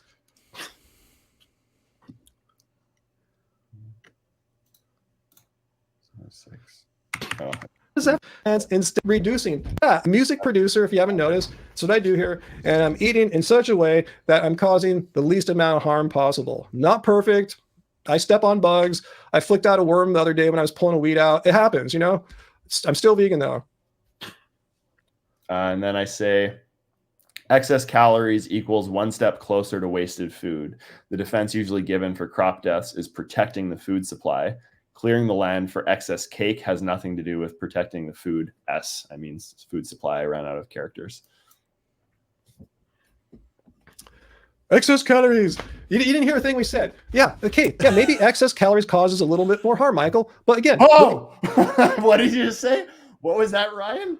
Did you say excess calories does cause more harm and then immediately forget that you said it? How much less harm vegans are doing by eating on the lowest part of the graphs here, grains, fruits, and vegetables. Do we make any claims to be perfect? No, because there already is some harm with grains, fruits, and vegetables. It just happens to be a shit ton less than for pork, beef, eggs, and chicken.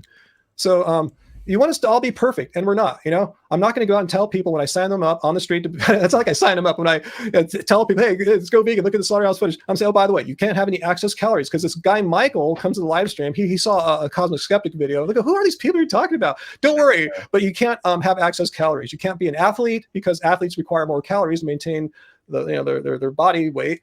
You can't be overweight, because Michael gets mad too, because that means you're harming. So what I'm saying, it's just impractical. The way you've defined veganism, your concept of veganism, is so restrictive, so extreme, that no one would ever want to be vegan, and no one could really ever really truly be vegan, except for maybe a couple weird ascetics. Yeah, Uncle, are you perfect? Yeah, great question. Are you perfect? Because that's what he's asking for, basically. You're like, no, I'm actually a pro athlete. You don't have to throw out more terms here. I'm just showing you the problem with the reasoning that both. You don't have to throw out more. There's no straw manning. No, you don't have to throw out more terms here. I'm just showing you the problem with the reasoning that both you and Cosmic Skeptic have shown. When you said steel man, he thought you were saying straw man. No. I wrote a comment that said, all right, I'm done with the straw manning. Reply to my other comment. I'm referring to the one on the YouTube video that I've mentioned a few times in the comments. Okay. That he invited me in on. I wrote that comment on the YouTube video. He replied to it inviting me in. And so I said, reply to that other comment if you actually want to talk to me. I'm telling you that you haven't understood my position. If you want to understand me, invite me on another time. In a way that is not how veganism is defined. You guys are defining in a way that somehow it requires people to have some kind of perfection thing. You know, it's not part of, like, no harm, zero harm, or something like that. That's not what veganism is. So we're going to have to just, end this discussion on that note. That's why I strongly dislike absurd definitions of veganism. So this is the second time I've actually defined it through the comments here. And I just repeat it again. I define it as extending human rights to animals. Because they lead to absurd consequences. Like, vegans can't lift weights, vegans can't be athletes, vegans can't have excess pounds on their body. They're somehow immoral if they're a few pounds or many pounds overweight. That's full on body shaming, which is pretty effed up shit. So I don't know why we're being so mean and judgmental here. Why do people like Michael come here and just try to shame athletes, try to shame overweight people? That's not what veganism is. Again, we're all about just being against animal cruelty and exploitation. Veganism is not a shame. What do you think about that? Of just like, is that? I think it's insanely silly. I can't think of a better word to call that than silly. It's clearly nothing to do with shaming anyone. I gave many examples of, like, I don't know. It's just, I don't know what he's trying to do by saying this. It just seems totally. Well, and it's meeting them at their own definition. If we look at the practicable part, it's why vegans will say, if I'm on an island, I'll kill an animal to survive. Yeah. But if I don't need to, if it's not necessary, then I won't do it. And then when you point out this idea of throwing this cake away, it's pointing out that it's not necessary. Yeah. And well said. Yeah. It's not getting it. Yeah. And so I'm like, do you not like that definition? I mean, lifestyle.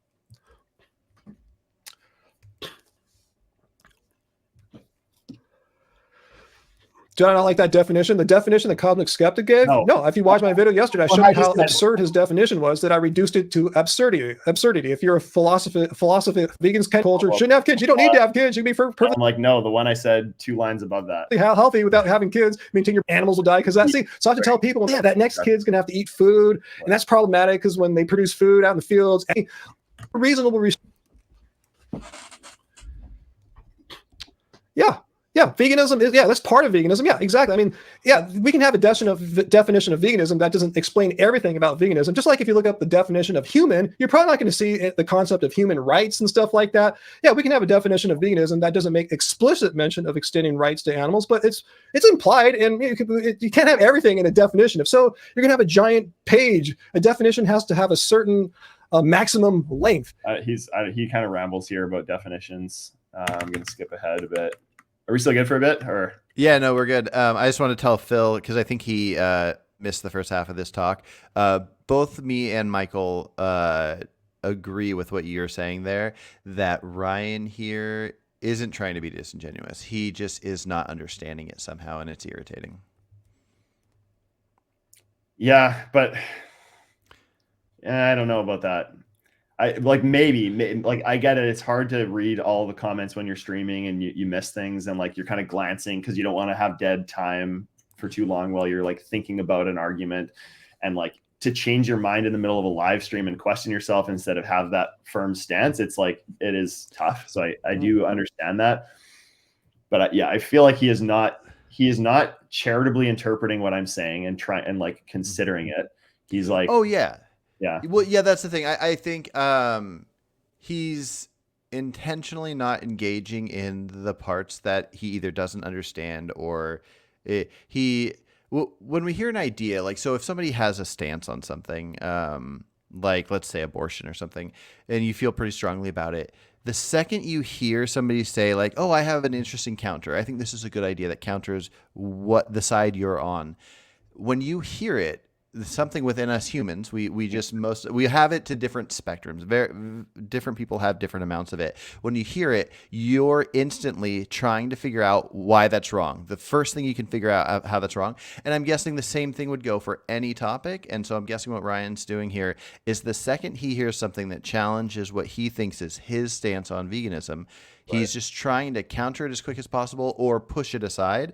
And I think the problem here, the thing he is being dishonest about, is he is not honestly engaging in conversation with you. The part that he is engaging in, I think he is completely just not understanding it because he's refusing to open up that part of his brain to take in what you're saying.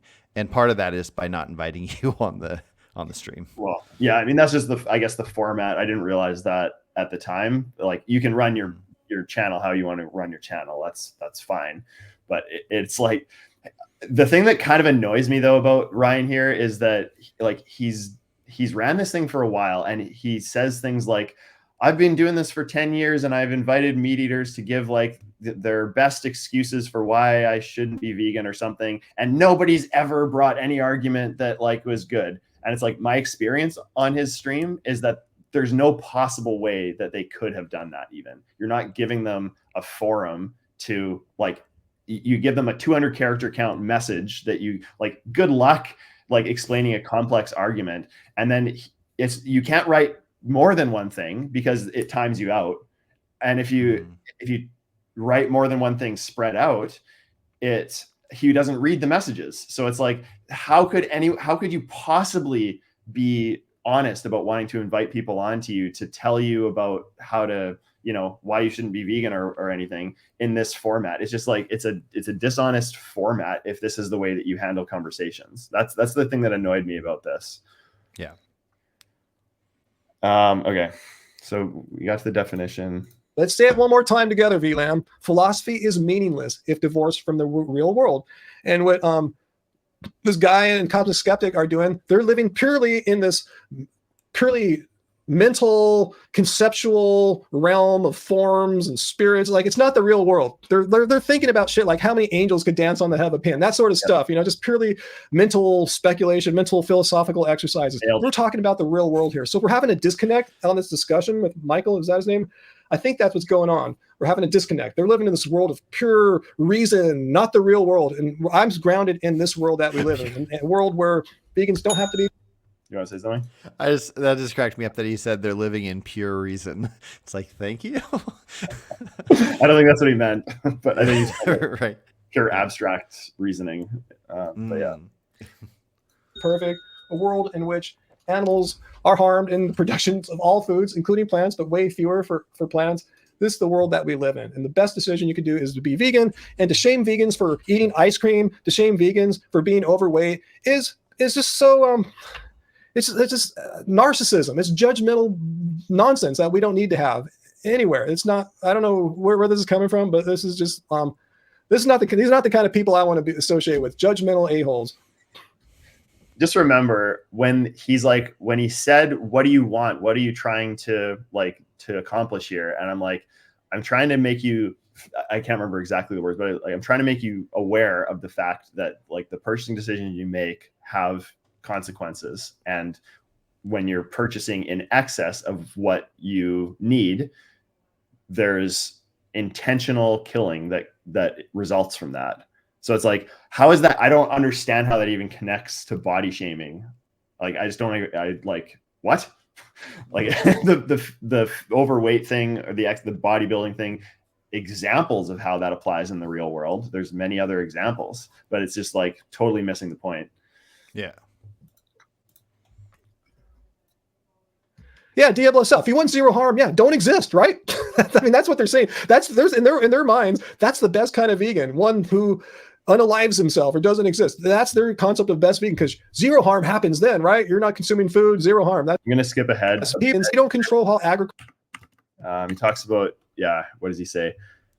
Shaming. These are not the people I want to associate with. We don't control agriculture. Okay, so I'm gonna skip to 28.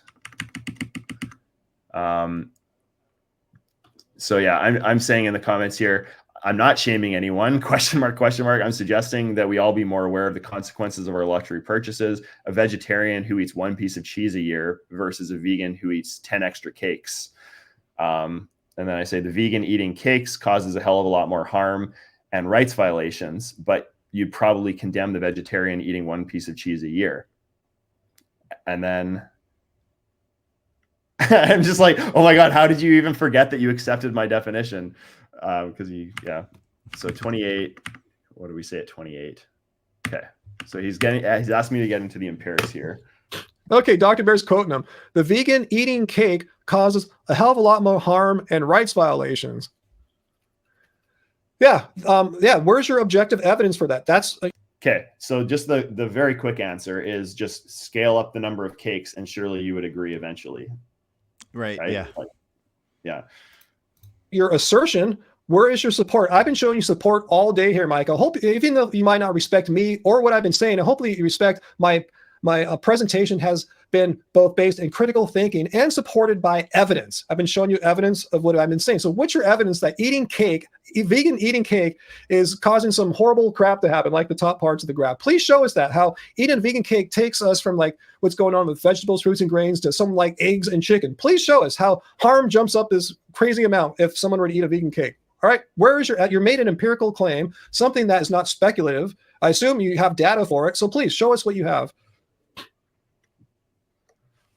So I reply here, I'm typing. So let me just go to the point where I just like that he ignored your entire point. Like he was saying, show me something that would make it compare with the top of the graph of eating it. Like, well, that's not what's being talked about at all. Yeah. I mean, you could get there if you throw enough cakes in the garbage.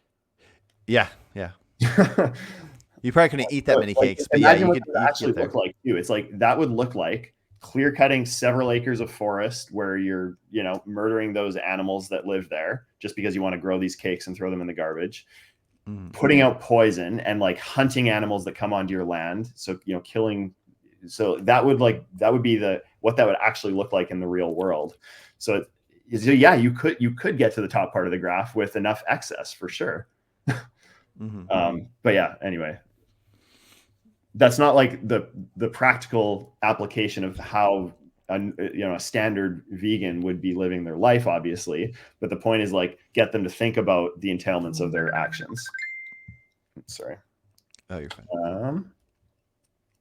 This is giving me PTSD the day I unsubbed from it.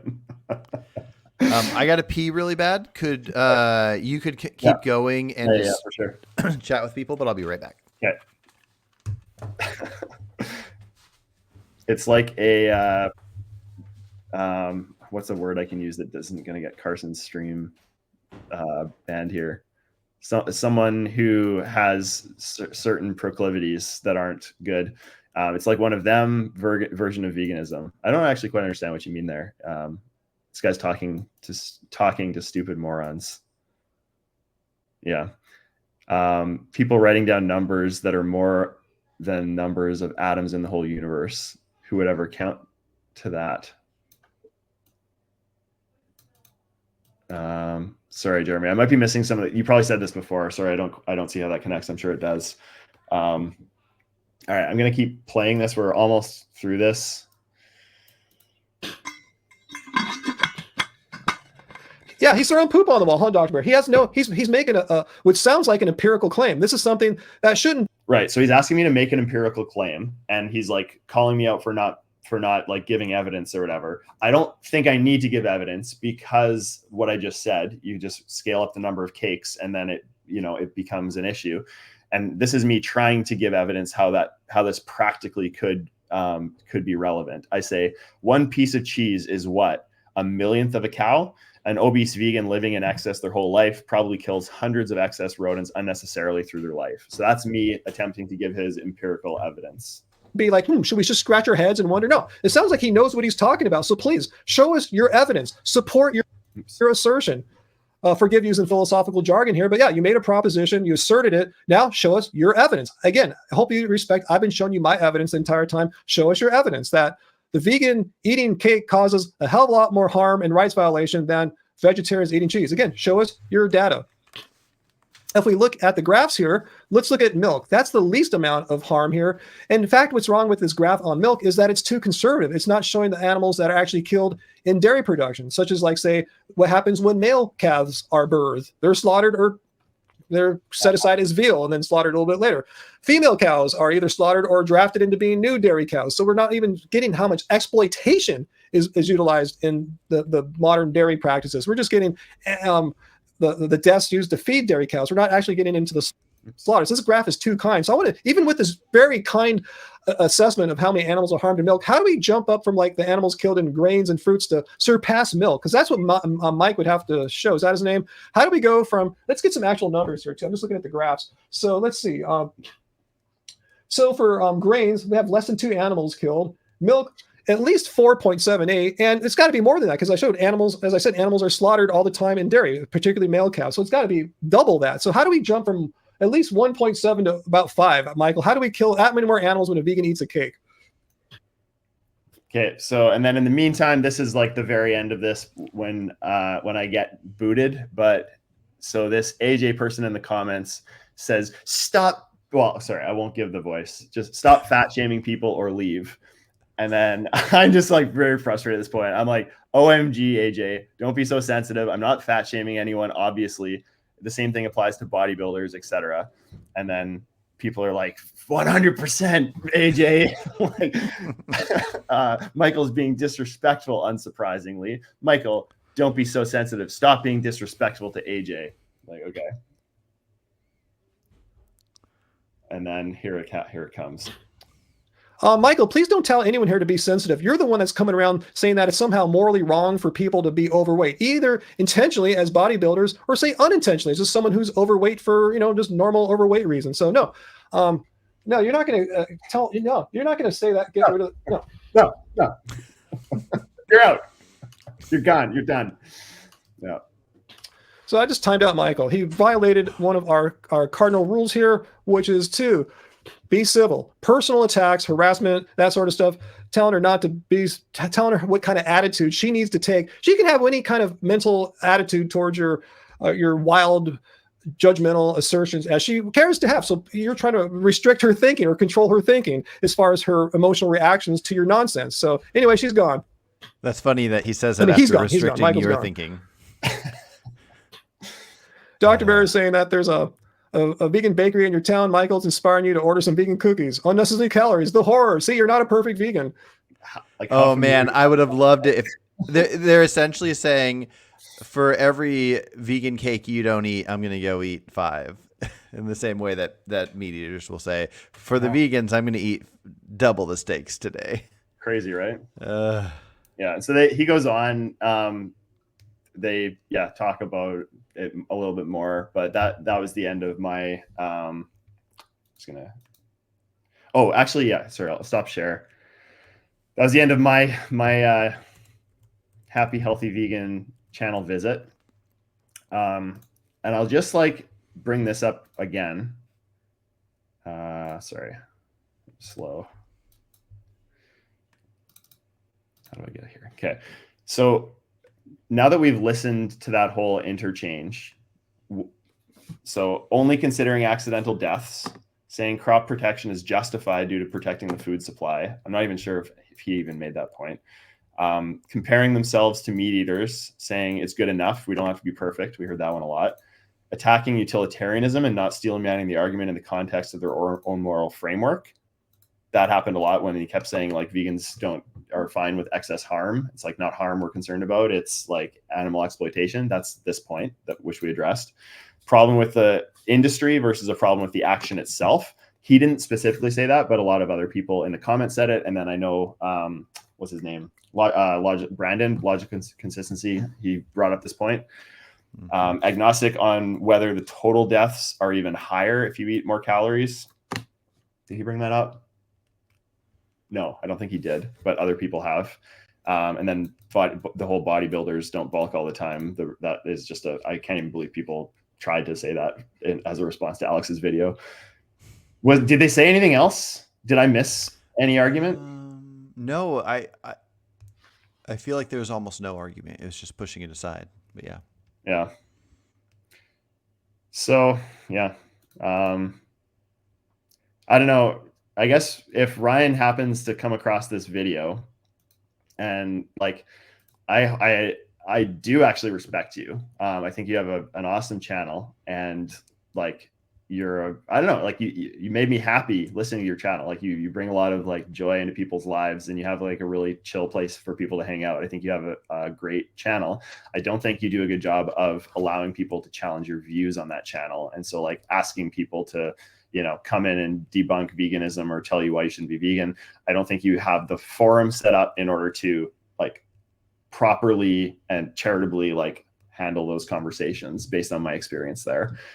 If you do ever want to talk, I would be more than happy. I'm sure Carson would love to host you on the channel to talk with me or him, or both about this. I've already offered him that.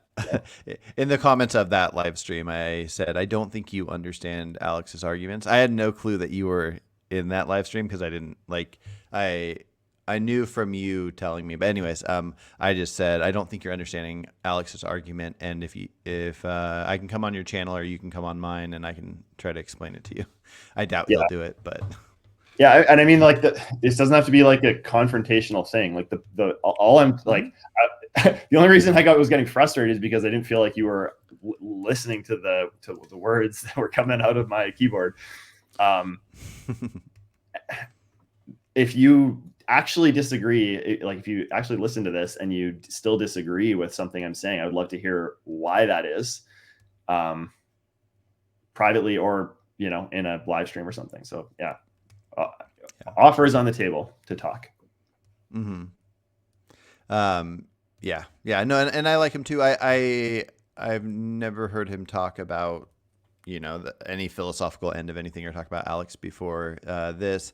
And I've watched videos back in the day, and when I was at Disneyland, actually, I saw him, and I don't know if it's a former co-host or his wife or somebody, but anyways, I saw the person that's usually on his channel, him and her both wearing their own logo shirts at Disneyland, and I'm like, oh my gosh, I feel like there's famous people. Yeah. Yeah. Also, no. if anyone has like a line into him to get him to watch this and give his take on it, like even if he wants, it would be better to do it as a back and forth so we can actually talk. But if he wants to even just like react to this on his channel, somebody could like put the video in front of him. Feel free to do that in his comments, or if you have his email or whatever. Yeah, I don't personally use Twitter or X or whatever, but somebody could share it there. I'm guessing he's on there. And then also when I share it on my channel, I could tag him on YouTube to it. And who knows? It's a long video, so he might not check it out. But that would be it's a conversation that needs to be had. No, but what are your thoughts on the idea of extra details like what we're talking about potentially having a negative effect on veganism? Like, do you think there are any people out there that are thinking they might want to become vegan, but then when, in the same sense that I think when non-vegans that are thinking about it, if they see how people react to Alex initially, that just the hate and negativity, it would make them go, ooh, I don't want to be vegan. I wonder if there's also some of that with if somebody was thinking about it and they're checking out Earthling Ed and some other vegans, and then they hear stuff like me and you talking about this idea, this very reasonable idea, but it makes them go, oh, if that's part of veganism, I want out. What are your thoughts on that? I don't know, the same as any, like, wait a minute, you mean I have to look at my toothpaste and figure out a vegan toothpaste? Like all of the other things, it's like, yeah, you don't spring everything on the person at once. It's a mindset of like including animals in your moral consideration set. And like however you look at like making moral decisions in the world, if animals are part of that calculation, that's like the main thing about veganism, in my view, is like, if you can get them to do that, that's great. And so it's like all the entailments of that and how that plays out in the real world. Yeah, it's complicated for sure. And you don't need to think about all those things all at once. Just like start, same as humans. You don't think about all the consequences towards humans. But if you start thinking about animals and humans in your actions, like that's the point of veganism to me. Yeah. Same here. And I've gotten a lot of negativity about, like, if I talk about that I don't think humans should own animals, then people will say, oh, well, non-vegans that are thinking about being vegan will go like, oh, here's another thing I have to do. And I think it's important to if you're sharing the idea of veganism with somebody, you could just say like, hey, you could stop eating animals, and here's some information on health or whatever. But once somebody already is vegan, or somebody that's not vegan but interested in philosophy and some of these ideas, then you can say like, not everybody has to agree with me, but here's my thoughts, and carefully get into those conversations. And so and vegan heretic, thank you for that comment. I appreciate that. And yeah, Jeremy, we can do a chat soon, and I will watch out for that message for you on the follow-ups for some of the things you raised. It's definitely interesting to me. I'm not like super into philosophy. I'm like into it a little bit. So yeah, I understand we have a different meta-ethical view, and if that's what you're talking about, like I'm open to reading a bit about that. But yeah. I got to run in like 1 minute though. Is there anything else real quick? I was just going to say, if both you and Jeremy want to do it on this channel, since I don't think either of you have channels specifically connected to veganism, I could just essentially host it, even if it's not a debate. But I would be curious to hear a back and forth between you guys as far as the threshold and not utilitarianism, but I can't think of the word right now. What's that? Consequentialism or what? Consequentialism, yeah. Versus the, I would just be curious to hear like his challenges to you, and that'd be a pretty interesting conversation, and we can set that up. So yeah, but yeah, no, I think that's it. It's a good talk, and have a good day. Yeah, man, you too. See you later. We'll see you. Thanks for having me.